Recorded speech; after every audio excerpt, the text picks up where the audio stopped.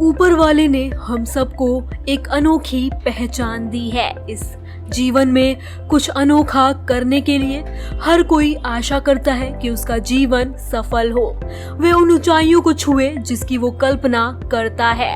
यह शख्स भी कुछ अलग नहीं है। उनका सपना था कि वे एक अभिनेता बने। हम सब सपनों की दुनिया में जीते हैं, लेकिन इनका मानना है कि अपने सपनों को सच करने का सबसे अच्छा तरीका है आप जाग जाओ। कहते हैं dreams are just a reflection of your desires. मतलब सपने सिर्फ आपकी इच्छाओं का एक प्रतिबिंब है, लेकिन आंख खुलते ही आपके सामने वह शक्ति आ जाती है ताकि आप अपनी इच्छाओं को पूरा कर सके। यह शक्ति ऊपर वाले ने सबको बराबर दी है। फर्क सिर्फ इतना है कि मिट्टी भर लोग ही इस बात को समझ पाते हैं, बाकी निराशाजनक जिंदगी बिताते हैं। लेकिन ऐसा क्यों है? क्योंकि लोगों का लाइफ में नजरिया बहुत निराशावादी यानी पेसिमिस्टिक हो गया है। कोई भी अनोखी घटना हमारे लिए एक अपवाद बन जाती है। हम सोचने लगते हैं कि ऐसा कुछ हमारे साथ नहीं हो सकता। किस्मत पर मटकी फोड़ना तो हमारी खानदानी आदत है। एक छोटे कद का आदमी कभी बास्केटबॉल प्लेयर नहीं बन सकता। शरीर से भारी आदमी डांसर नहीं बन सकता। एक आम देखने वाला आदमी कभी अभिनेता नहीं बन सकता। ये है हमारी लाइफ के प्रीकंसीव्ड क्वेश्चंस। धीरे धीरे हमें अच्छाइयां दिखनी बंद हो जाती हैं। हम हर चीज में बुराई ढूंढते हैं। एक खूबसूरत सफेद दीवार पर कोने में अगर एक काला दाग हो तो हमें सिर्फ दाग दिखेगा, वे सफेद रंग नहीं। याद रखिए कि एक निराशावादी व्यक्ति को हर अवसर में कठिनाई दिखाई देती है, लेकिन एक आशावादी व्यक्ति को हर कठिनाई में अवसर दिखाई देता है। ऐसी ही सोच रखने वाले एक सुप्रसिद्ध अभिनेता हैं, लेखक हैं, मोटिवेशनल स्पीकर हैं, जिनका नाम है अनुपम खेर जी। इन्हें चाहे किसी भी किरदार में डाल दो, वो अपने आप को कुछ इस कदर ऑडियंस के सामने पेश करते हैं जिसकी वजह से वे उस किरदार को एक अलग ही जीवंत रूप दे देते हैं। इन्होंने अपने करियर में बहुत सारी सुपरहिट फिल्मों में काम किया है, चाहे वो एक्शन हो, कॉमेडी हो या फिर पारिवारिक फिल्म हो। हमेशा से ही वे हर एक किरदार में फिट बैठते हैं। यही वजह रही है कि उन्होंने अपने करियर में 600 से भी ज्यादा फिल्मों में काम किया है। अनुपम खेर का जन्म 7 मार्च 1955 को हिमाचल प्रदेश के शिमला में हुआ। अनुपम खेर जी वैसे तो एक कश्मीरी पंडित हैं। इनके पिता की नौकरी शिमला में थी, जो कि फॉरेस्ट डिपार्टमेंट में एक क्लर्क के पद पर थे, इसलिए इनका जन्म शिमला में हुआ। इनके पिता का नाम पुष्कर नाथ खेर था। वहीं इनकी माता जी दुलारी खेर एक गृहिणी हैं। अनुपम खेर का शुरू से ही अपने माता पिता से बेहद लगाव था।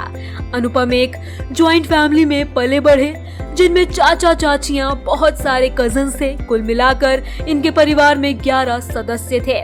तब इनके पिता को तनख्वाह के रूप में मात्र 90 रुपए मिला करते थे। इनके पिता की कमाई ज्यादा अच्छी नहीं थी, उस पर इनके परिवार में सदस्यों की संख्या बढ़ती जा रही थी। इसलिए इनकी मां ने एक समय अपने सभी आभूषण बेच दिए। परिवार में कितने भी आर्थिक परेशानियां क्यों ना रही हो, लेकिन अनुपम को उनका जेब खर्च मिल जाया करता था। वो 10 पैसे प्रति माह हुआ करता था। अनुपम खेर के परिवार में इनका एक छोटा भाई भी है, उनका नाम राजू खेर है। वह भी बॉलीवुड इंडस्ट्री में एक अभिनेता के रूप में स्थापित हैं।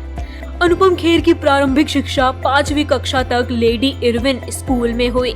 फिर आगे की शिक्षा शिमला के ही डीएवी कॉलेज से हुई है। बचपन से ही इन्हें एक्टिंग का बहुत शौक था। ये अपने टीचर्स की नकल किया करते थे। ये स्पोर्ट्स और पढ़ाई में बहुत अच्छे नहीं थे, लेकिन एक्टिंग के गुण इनमें कूट कूट कर भरे थे।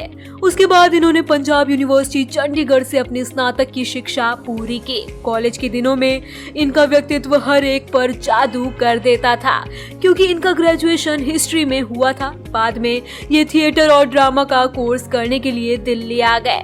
इन्होंने नेशनल स्कूल ऑफ ड्रामा नई दिल्ली से थिएटर और ड्रामा में ग्रेजुएशन किया। नेशनल स्कूल ऑफ ड्रामा जाने से पहले उन्होंने अपनी मां के मंदिर से पैसे चुराए थे। स्कूल और कॉलेज के दिनों में ही इन्हें एक्टिंग का शौक चढ़ गया था। तभी उन्होंने अखबार में एक विज्ञापन देखा जिसमें एक एक्टिंग कोर्स का जिक्र था। इसके लिए उन्हें 100 रुपए की जरूरत थी, लेकिन अनुपम इसकी डिमांड अपने पिता के सामने नहीं रख सकते थे। तब अनुपम खेर ने मंदिर से पैसे चुराने का फैसला किया। उन्होंने अपने आप को समझाया कि मैं तो सिर्फ भगवान कृष्ण की नकल कर रहा हूँ। वे माखन चुराते थे, मैं एक्टिंग में जाने के लिए अपनी माँ के मंदिर से चंद रुपए चुरा रहा हूँ। पंजाब यूनिवर्सिटी के थिएटर डिपार्टमेंट में इनका परिचय मशहूर बलवंत गार्गी और अमाल अलाना के साथ हुआ। उन्होंने उनके साथ नाटक करते हुए बहुत सारी बातें सीखी। इनकी मेहनत रंग लाई। फिर पंजाब यूनिवर्सिटी के थिएटर डिपार्टमेंट में अनुपम बतौर गोल्ड मेडलिस्ट चुने गए। यही वजह रही कि ये सीधे नेशनल स्कूल ऑफ ड्रामा पहुंच गए। 1978 में जब Anupam Kher national school of drama से बाहर निकले तो इन्हें लग रहा था कि ये थिएटर करेंगे, वह भी लगातार, लेकिन काम आसानी से इनके पास नहीं आया। दिल्ली के बंगाली मार्केट इलाके में ये धोबी कॉलोनी में रहा करते थे। कभी कभार जरूरत पड़ने पर ये पैसे भी उधार लिया करते थे। मुफलिसी का आलम इनकी जिंदगी में छा रहा था। तभी भारतेंदु नाट्य अकेडमी लखनऊ से एक ड्रामा टीचर की नौकरी का अवसर आया। अनुपम खेर ने बतौर ड्रामा लेक्चरर बीएनए में काम करना शुरू कर दिया, लेकिन 1 साल के अंदर ही इनके अंदर का एक एक्टर जोश दिखाने लगा। फिर इनकी नौकरी करने की इच्छा खत्म होती गई। अभिनय करने के साथ साथ पैसा कमाना भी जरूरी था। संघर्ष के दिनों में ये नौकरी ही इनका सहारा थी। तभी इनके एक मित्र ने कहा, मुंबई में भी तुम बतौर एक्टिंग टीचर काम कर सकते हो, फिर वहां पर स्ट्रगल भी करते रहना। 3 जून 1981 को अनुपम खेर ने मुंबई के सरजमी पर कदम रखा। फिर अनुपम खेर ने एक चाली में रहने का इरादा बनाया। तब इनका एड्रेस हुआ करता था अनुपम खेर 2/15 खेरवाड़ी, खेर नगर, खेर रोड। यह महज इत्तेफाक था। तभी इनके मन में ये ख्याल आया कि मुंबई उनके सपने जरूर सच कर देगी। जब पैसे ना हो तो इंसान अपने घर की तरफ ही रुख करता है। कुछ ऐसे ही हालात थे। इनके पास पैसे खत्म होते जा रहे थे, कहीं काम बन नहीं रहा था। अनुपम खेर का पहला विवाह 1970 में मधुमालती कपूर से हुआ था, लेकिन आपसी मतभेदों के कारण इनका ये रिश्ता बहुत समय तक नहीं चला। अनुपम खेर का दूसरा विवाह किरण खेर से हुआ। उनकी पहली मुलाकात पंजाब यूनिवर्सिटी में ही हुई थी। किरण खेर इनसे 1 साल सीनियर थी। इन दोनों ने एक साथ कई नाटकों में भी काम किया, लेकिन किरण अपने निजी जीवन में परेशान थी। किरण की पहली शादी बिजनेसमैन गौतम बेरी से हुई थी। किरण और गौतम की एक संतान भी है जिनका नाम सिकंदर खेर है, लेकिन बाद में उनकी शादी ठीक ठाक नहीं चल पाई। तब इन दोनों ने तलाक लेने का फैसला किया। जब वे अपने पति से अलग हुई तब इनकी दोस्ती अनुपम से हो गए।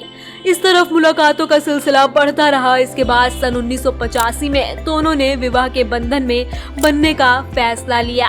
दर दर की ठोकरें खाने के बाद अनुपम खेर महेश भट्ट से मिले।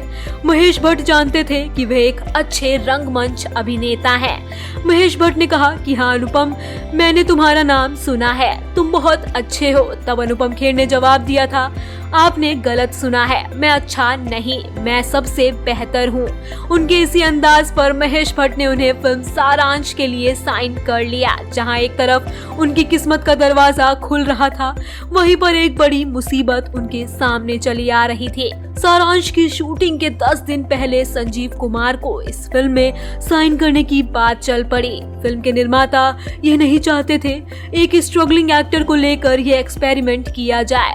तब महेश भट्ट ने कहा था, अनुपम तुम कोई और किरदार निभा लो, ये किरदार संजीव कुमार साहब निभाएंगे।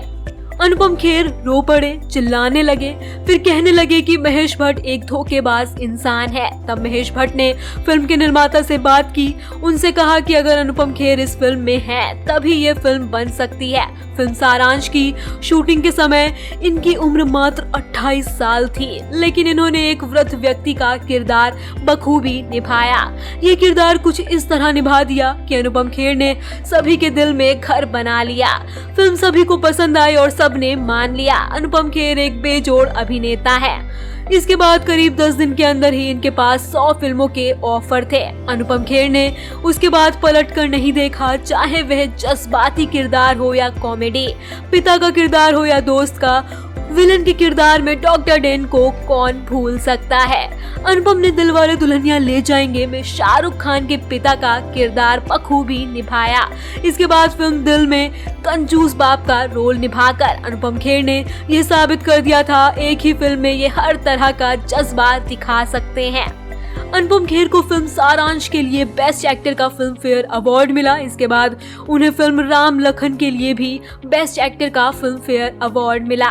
इसके बाद अनुपम ने कभी पीछे मुड़कर नहीं देखा। इन्होंने अपने करियर में बहुत सारी हिट फिल्में दी हैं, जिनमें दिलवाले दुल्हनिया ले जाएंगे, कुछ कुछ होता है, जब तक है जान और हैप्पी न्यू ईयर शामिल है। इसके अलावा अनुपम खेर ने तेलुगु, मलयालम, कन्नड़, मराठी व पंजाबी फिल्मों में भी काम किया। इसके साथ ही उन्होंने बहुत सारी हॉलीवुड मूवीज में भी काम किया, जिनमें प्रमुख है bend it like Beckham, endless, golden lion, lust caution. 2019 में इनकी एक film the accidental prime minister release हुई थी। इन सब के अलावा अनुपम खेर की एक प्रोडक्शन कंपनी भी है, जिसके अंतर्गत इन्होंने 2002 में ओम जय जगदीश फिल्म लॉन्च की थी। अनुपम खेर का अपना घर जुहू बीच मुंबई में है। यहाँ पर ये अपने परिवार के साथ रहते हैं। इसके साथ ही अंधेरी में भी इनका एक घर है। इसके अलावा इनका एक घर हिमाचल प्रदेश में भी है। अनुपम खेर को लग्जूरियस कार्स रखने का बहुत शौक है। इनके पास पोर्श केन कार है, जिसकी कीमत 2 करोड़ है। इसके अलावा इनके पास Mercedes, Rolls Royce, Audi, Mahindra Scorpio, BMW जैसी कारें भी हैं। अनुपम खेर अपनी प्रत्येक फिल्म के लिए 5 से 6 करोड़ लेते हैं। इनकी ज्यादातर इनकम ब्रांड एंडोर्समेंट से आती है, जिसमें वे प्रत्येक ब्रांड के 1 करोड़ चार्ज करते हैं, जबकि इनका नेटवर्थ 405 करोड़ रुपए के लगभग है।